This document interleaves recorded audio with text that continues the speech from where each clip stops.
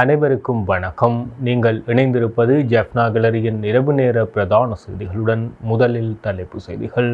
தமிழரசு கட்சியின் கிளிநொச்சி அலுவலகத்திலும் தேவாலயங்கள் மற்றும் வீடுகளிலும் பொங்கல் நிகழ்வுகள் அனுஷ்டிப்பு. IMF பிரதிநிதிகளுடன் வடக்கு மாகாண ஆளுநர் செயலகத்தில் பொங்கல் விழா. இலங்கையின் போர்க்குற்றவாளிகளுக்கு எதிராக மாக்னிஸ்கி தடை, பிரித்தானியாவில் பெருகும் ஆதரவு. வவுனியா வைத்தியசாலையில் குருதி தட்டுப்பாடு, விடுக்கப்பட்ட கோரிக்கை. நாட்டை முன்னோக்கி கொண்டு செல்வதற்கு தேசிய நல்லிணக்கம் முக்கியம், நீதியமைச்சர் விஜயதாச ராஜபக்ச தெரிவிப்பு. அனுர ஜனாதிபதியானதும் பெண் ஒருவருக்கு பிரதமர் பதவி, விஜித ஹேரத் தெரிவிப்பு. பேரினவாதிகளுக்கு சவால் விடும் மக்கள் சக்தியின் விழாவாக பொங்கல் விழா அமைய வேண்டும், அருட்தந்தை மா சக்திவேல். ஈழத் தமிழர்களுக்கான சுய நிர்ணயத்தை வழங்குங்கள், பிரித்தானிய வெளிவிவகார அமைச்சு கோரிக்கை. வெளிநாட்டில் வாழும் இளைஞர்களுக்கு TIN பற்றிய அறிவிப்பு. தொடர்வது விரிவான செய்திகள். இன்றைய தினம் தைப்பொங்கல் தினத்தை முன்னிட்டு இனமத பேதமின்றி அனைவரும் தமது இல்லங்களிலும் அரசியல் கட்சி அலுவலகங்களிலும் கொண்டாட்டங்களை மேற்கொண்டு வருகின்றனர்.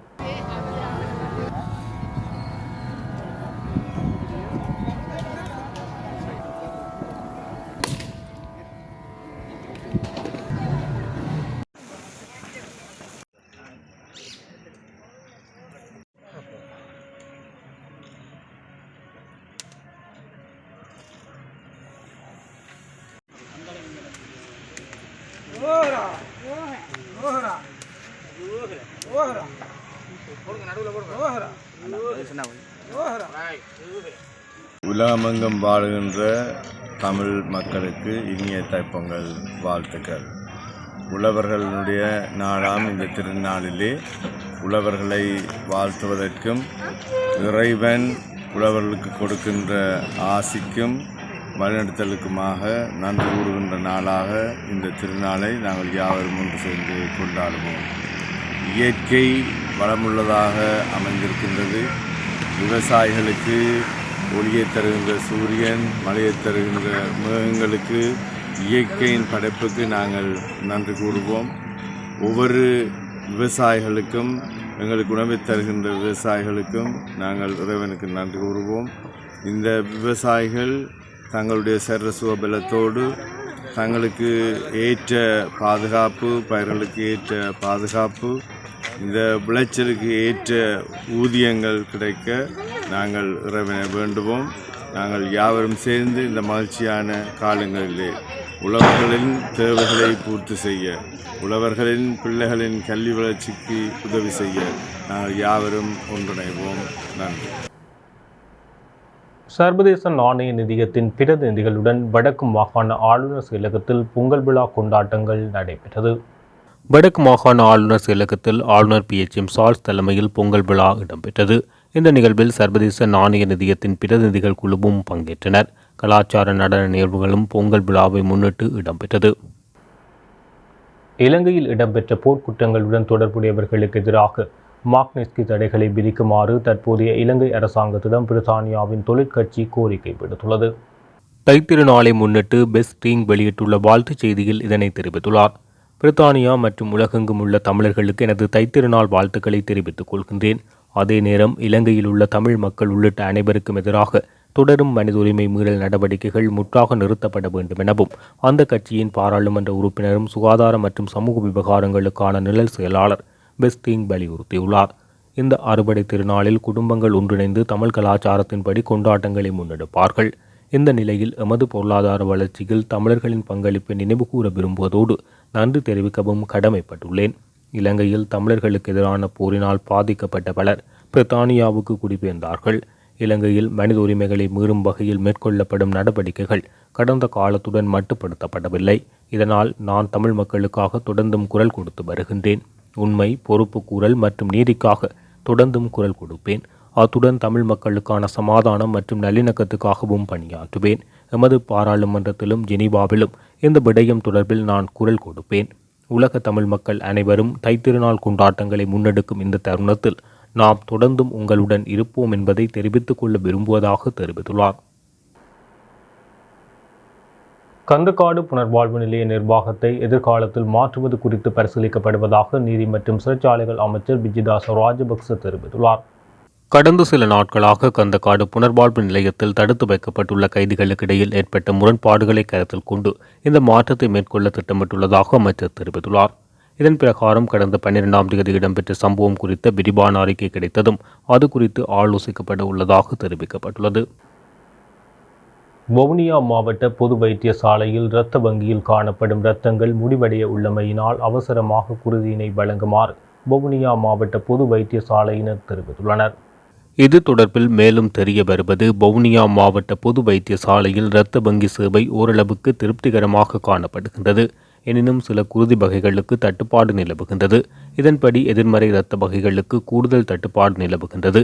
அதனை நிவர்த்தி செய்வதற்கு பொதுமக்கள் முன்வர வேண்டுமெனினும் மக்களுடைய இரத்த தானம் பற்றிய சரியான விழிப்புணர்வு இல்லாமையே இதற்கு காரணம் என சுட்டிக்காட்டப்பட்டுள்ளது. மேலும் இரத்த தானம் தொடர்பான விளக்கத்தினை பொதுமக்களுக்கு ஊடகங்களை வழங்க முன்வர வேண்டுமெனவும் மேலதிக தகவல்களை வவுனியா மாவட்ட பொது வைத்தியசாலையின் இரத்த வங்கியூடாக பெற்றுக்கொள்ள முடியும் என குறிப்பிட்டுள்ளனர். மேலும் 18 தொடக்கம் 60 வயதுக்குட்பட்ட 50 கிலோ நிறையுடைய ஆரோக்கியமான நிலையில் உள்ள சுகதேகி ஒருவரால் இரத்த தானம் செய்து கொள்ள முடியும் என்பதை வவுனியா மாவட்ட பொது வைத்தியசாலையின் இரத்த வங்கி பிரிவினர் சுட்டிக்காட்டியுள்ளனர். இதனை அடுத்து இளைஞர்கள் சிலர் ஒன்றிணைந்து வவுனியா மாவட்ட பொது வைத்தியசாலை இரத்த வங்கியில் இரத்த தானம் வழங்கி வைத்ததாக தெரிவிக்கப்படுகின்றது. நாட்டை முன்னோக்கி கொண்டு செல்வதற்கு தேசிய நல்லிணக்கம் முக்கியமானது என நீதியமைச்சர் விஜிதாச ராஜபக்ச இன்று யாழ்ப்பாணத்தில் தெரிவித்துள்ளார். 2 நாள் விஜயமாக யாழ்ப்பாணத்துக்கு விஜயம் மேற்கொண்டுள்ள நீதியமைச்சர் விஜிதாச ராஜபக்ச இன்று யாழ் ஆரியகுளம் நாகவிகாரையில் நடத்திய ஊடகவியலாளர் சந்திப்பின் போது இதனை தெரிவித்துள்ளார். தற்பொழுது நாட்டில் சுமூகமான நிலை காணப்படுகின்றது. தற்போதைய ஜனாதிபதி ரணில் விக்ரமசிங்க அவர்கள் மிகவும் இக்கட்டான காலத்தில் நாட்டினை பொறுப்பெடுத்து நாட்டினை முன்னோக்கி கொண்டு செல்வதற்குரிய வேலை திட்டங்களில் தொடர்ச்சியாக ஈடுபட்டுள்ளார். அதன் காரணமாக தற்பொழுது நாட்டில் சுமூகமான நிலை காணப்படுகின்றது. எனினும் நாட்டில் மேலும் இனங்களுக்கிடையே நல்லிணக்கம் மற்றும் மதங்களுக்கிடையே நல்லிணக்கம் ஏற்படும் இடத்து நாட்டினை மேலும் முன்னோக்கி கொண்டு செல்ல முடியும் என தெரிவித்துள்ளார். மேலும் யாழ்ப்பாண நாகவிகாரையில் தேசிய நல்லிணக்க சபையின் அங்கத்தவர்களுக்கான நியமன சான்றிதழ் வழங்கும் நிகழ்வும் இன்றைய தினம் நீதியமைச்சர் தலைமையில் நாகவிகாரையில் இடம்பெற்றது. குறித்த நிகழ்வில் யாழ்ப்பாணத்தைச் சேர்ந்த 30 தலைவர்களும் நியமன கடிதங்கள் வழங்கி வைக்கப்பட்டது.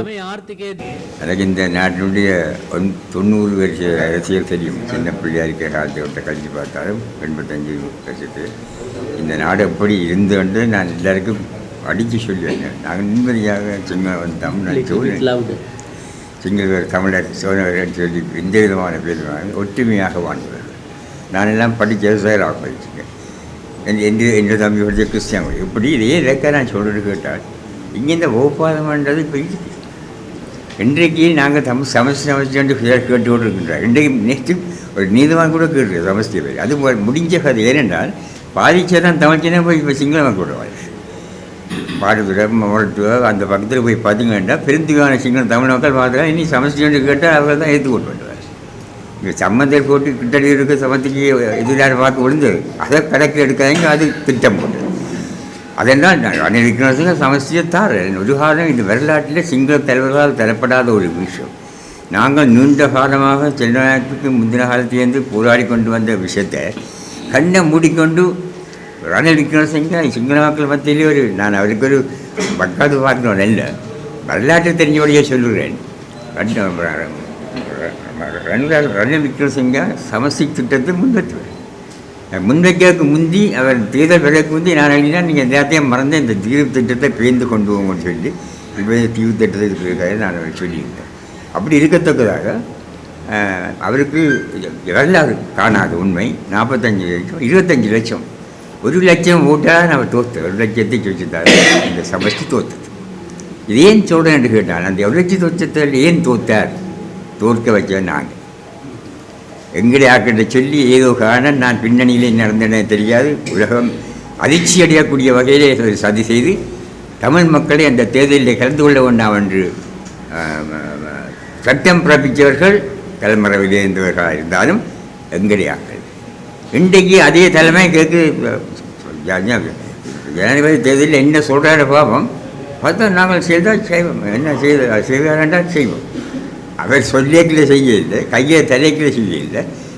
இந்த எத்தனையோ லட்சம் ஆயிரக்கணக்கான இளைஞர்கள் செத்த ஒரு போராட்டத்தில் அந்த எந்த ஒரு அரசியல்வாதி இந்த இந்த போராளிகளை நான் இந்த மண்ணை ஒழிக்கக்கூடிய இடம் தரமாட்டேன்னு சொன்ன அரசியல்வாதியை வெளில வைக்கிறதுக்கு ட்ரை பண்ணுறீர்கள். தோற்றங்கள் தான் தெரியும்.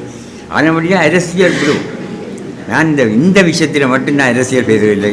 நான் சிங்கள மக்களோட பழையிருக்கேன், முஸ்லீம் மக்களோட ஒரு முஸ்லீமை பார்த்து நான் சோழன்னு சொன்ன வழியாகி, சிங்கள மக்களை பார்த்து சிங்களன்னு சொன்ன வழியாகி, நாங்கள் ஒற்றுமையாக வாழ்ந்தவங்கள்.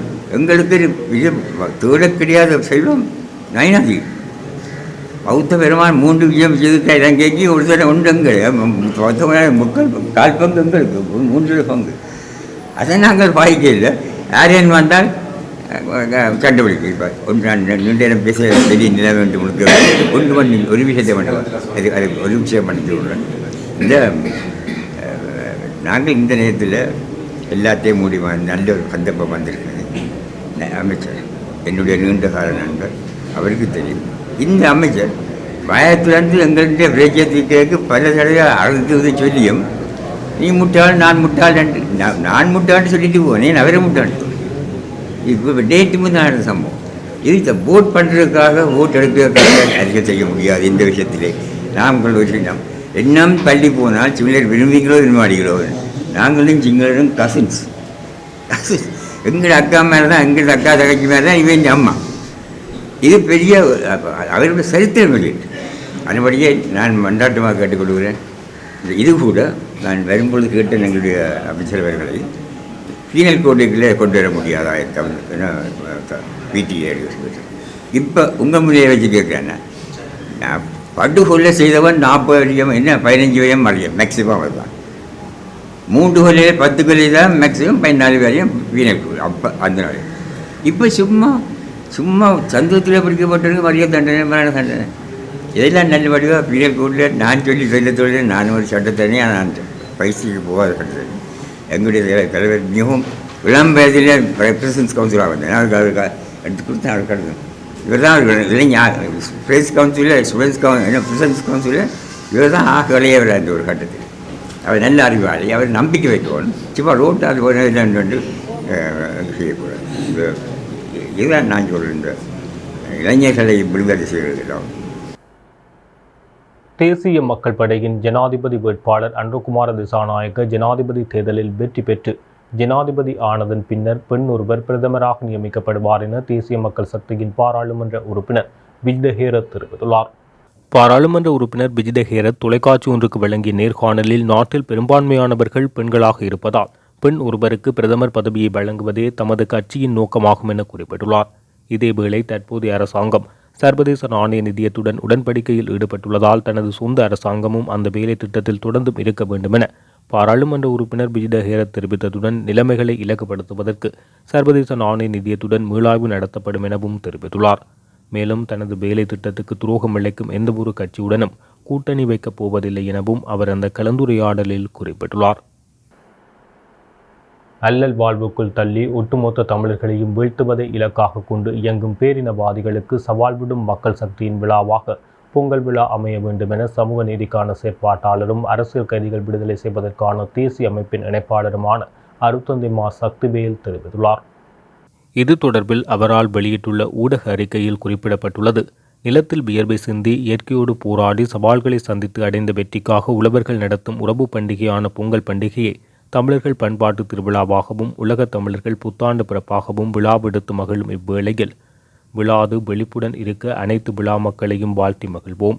பரம்பரையாக உழைத்து வாழ்ந்த நிலங்களை பறித்தும் கலாச்சார பண்பாட்டு அழிவுகளை தீவிரப்படுத்தியும் பண்ணையாளர்களின் மேய்ச்சல் நிலங்களை அபகரித்து அவர்களின் மாடுகளை கொலை செய்து பொருளாதார பாதிப்போடு அவர்களை அவல வாழ்வுக்கு தள்ளி ஒட்டுமொத்த தமிழர்களையும் வீழ்த்துவதை இலக்காக கொண்டு இயங்கும் பேரினவாதிகளுக்கு சவால் விடும் மக்கள் சக்தியின் விழாவாக பொங்கல் விழா அமைய வேண்டும். 200 வருட காலமாக உறவுகளில் தாம் உருவாக்கிய தேசத்துக்கே உரமாகி உழைத்து வரும் மலையக மக்களை பூமியிலிருந்து அகற்றும் செயற்பாடுகளை பேரினவாதிகள் முன்னெடுத்து கொண்டிருக்கின்றனர். அவர்கள் ஆண்டாண்டு காலமாக பொங்கல் வைத்த நிலம் அவர்களுக்கு சொந்தமில்லை. ஆனால் அவர்களின் வாக்குகள் மட்டும் வேண்டும். வாழ்வே சொந்தமில்லாத மக்களுக்கு இது வாழ்வுரிமை பொங்கலாக எழுச்சி பொங்கலாக மலையகமெங்கும் ஒழிக்க வேண்டும். தமிழர்களின் தாயக பூமி நிலத்துடனான கௌரவ வாழ்வை சிதைத்தவர்கள் மக்களின் காணிகளை அரசுடைமையாக்கி படையினரிடம் கையளிக்கவும் தமிழர்களின் பூர்வீக நிலத்தை தொல்லியல் திணைக்களத்துக்கு உரித்தாக்கவும் அடாத்தாக பிகாரிகளை கட்டி மாற்றினத்தவர்களை குடியேற்றவும் அரசு தரப்பினர் எடுக்கும் முயற்சிகளை தடுப்பதற்கு உழைப்பின் மக்கள் நீதி போராட்டம் நடத்த சூழ்நிலையில் அவர்களை சிறையில் தள்ளுபவர்கள் பொங்கல் விழாவை தேசிய விழாவாக்குவது எவ்வாறு? பொங்கல் விழா மக்களின் விழா, அது உரிமை விழா, அது மக்கள் விழாவாக தொடர வேண்டும். எங்கள் நிலத்தில் நாம் வியர்வை சிந்திய நிலத்தில் சுதந்திரமாக உரிமையோடு வாழ்வதற்கான அரசியல் தீர்வே எமக்கு வேண்டுமென்ற கோரிக்கை எழுப்பி போராட்டம் நடத்துபவர்களை சிறைக்குள் தள்ளி மகிழ்பவர்கள் நல்லூர் ஆலயத்தை விட பெரிய ஆலயம் கட்ட உதவுவோம் என மார்த்தட்டி கொண்டு தமிழர்களின் வழிபாட்டு தலங்களை அழித்து பலவந்தமாக பௌத்த கலாச்சாரத்தை திணித்து கொண்டு சமய நல்லிணக்கம் பேசுவது ஏமாற்று அரசியல், சித்து விளையாட்டு. இத்தகைய அரசியலுக்கு கொடி பிடிப்பவர்கள் தமிழர்களின் பண்பாட்டு கொலையாளிகளே. இவர்களை தோற்கடிக்கும் உரிமை விழாவாக மக்கள் சபதம் எடுக்க வேண்டும் என தெரிவித்துள்ளார். இந்தியாவின் ஜியோ பிளாட்ஃபார்ம் தொலைத்தொடர்பு நிறுவனம் இலங்கை அரசுக்கு சொந்தமான தொலைத்தொடர்பு நிறுவனமான ஸ்ரீலங்கா டெலிகாம் பங்குகளை வாங்க விருப்பம் தெரிவித்துள்ளது. இதன்படி ஜனவரி 12 காலக்கெடுவுக்கு பிறகு இலங்கை அரசாங்கம் ஒரு செய்திக்குறிப்பை வெளியிட்டுள்ளது. அதில் ஜியோ பிளாட்ஃபார்ம்ஸ், கோட்ஜன் இன்டர்நேஷனல் இன்வெஸ்ட்மெண்ட் ஹோல்டிங் லிமிடெட் மற்றும் பெட்டிகோ கொமர்சியோ இன்டர்நேஷனல் எல்டிஏ ஆகிய 3 சாத்தியமான ஏலதாரர்கள் பெயரிடப்பட்டுள்ளது. மேலும் ஜியோ பிளாட்ஃபார்ம் நிறுவனத்தின் தலைவர் முகேஷ் அம்பானி தனது நிறுவனத்தின் விரிவாக்க திட்டத்தின் ஒரு அங்கமாக இதனை பயன்படுத்துவார் என இந்திய ஊடகங்கள் செய்தி வெளியிட்டுள்ளது. இதனை அடுத்து அமைச்சரவை இந்த ஏலதாரர்கள் தொடர்பில் மதிப்பீடுகளை மேற்கொள்ளும் எனவும் இலங்கை அரசாங்கம் தெரிவித்துள்ளது. இலங்கையில் உள்ள தமிழ் மக்களுக்கான சுய நிர்ணயத்தை இலங்கை அரசாங்கம் உறுதிப்படுத்த வேண்டும் என பிரித்தானிய வெளிவகார அமைச்சு கோரியுள்ளதாக தொழிற்கட்சியின் பாராளுமன்ற உறுப்பினர் சிபன் மெக்னாடாக் தெரிவித்துள்ளார். அத்துடன் ஐக்கிய நாடுகள் சபையின் தீர்மானங்களை நடைமுறைப்படுத்தவும் பயங்கரவாத தடைச்சட்டத்தை முழுமையாக நீக்கவும் இலங்கை அரசாங்கம் உடனடி நடவடிக்கைகளை எடுக்க வேண்டும் என சிபான் மெக்னாடாக் கோரியுள்ளார். இது குறித்து அவர் தெரிவிக்கையில், தமிழ் மக்களின் நண்பன் என கூறுவதில் நான் பெருமை கொள்கின்றேன். இந்த தைத்திருநாளில் இங்குள்ள மக்களுக்காகவும் நாட்டுக்காகவும் தமிழர்கள் ஆற்றும் பங்குக்காக நான் நன்றி கூற விரும்புகின்றேன். தமிழ் மக்களின் ஆதரவின்றி பிரித்தானியாவின் மிச்சம் மற்றும் மோர்டனுக்கான பாராளுமன்ற உறுப்பினராக என்னால் சேவையாற்ற முடியாது. இலங்கையில் தொடரும் மனித உரிமை மீறல்களை நாம் அனைவரும் நன்கு அறிந்துள்ளோம். அத்துடன் நீதி மற்றும் பொறுப்புக்கூறலை கோரி தொடரும் போராட்டத்தையும் நாம் அறிந்துள்ளோம். லண்டன் வாழ் தமிழ் மக்களின் உறவினர்கள், நண்பர்கள் மற்றும் குடும்பத்தார் போரில் உயிரிழந்தமை தொடர்பில் கடந்த 2009 நான் அறிந்து கொண்டேன். இந்த போர் நிறைவடைந்தது. தற்போது பல ஆண்டுகள் கடந்திருந்தாலும் என்ன மாறி இருக்கின்றது? இது தொடர்பில் தொடர் பேச்சுவார்த்தைகள் முன்னெடுக்கப்பட்டாலும் இதுவரை எந்தவொரு முன்னேற்றத்தையும் எம்மால் காண முடியவில்லை. வலிந்து காணாமல் ஆக்கப்பட்டதாக கூறப்படும் ஒருவர் கூட இதுவரை மீண்டும் கண்டுபிடிக்கப்படவில்லை. அத்துடன் இந்த போர்க்குற்றங்களுக்கு காரணமான எவரும் இதுவரை சட்டத்தின் முன் நிறுத்தப்படவில்லை, தண்டிக்கப்படவில்லை. இலங்கையில் பயங்கரவாத தடைச்சட்டத்தின் பாவனை நிறுத்தப்பட்டு தமிழ் மக்களுக்கான சுயநிர்ணயம் வழங்கப்படாவிட்டால் இலங்கை அரசாங்கத்தின் அதிகாரிகளுக்கு எதிராக தடைகள் விதிக்கப்படும் என தெரிவித்துள்ளார்.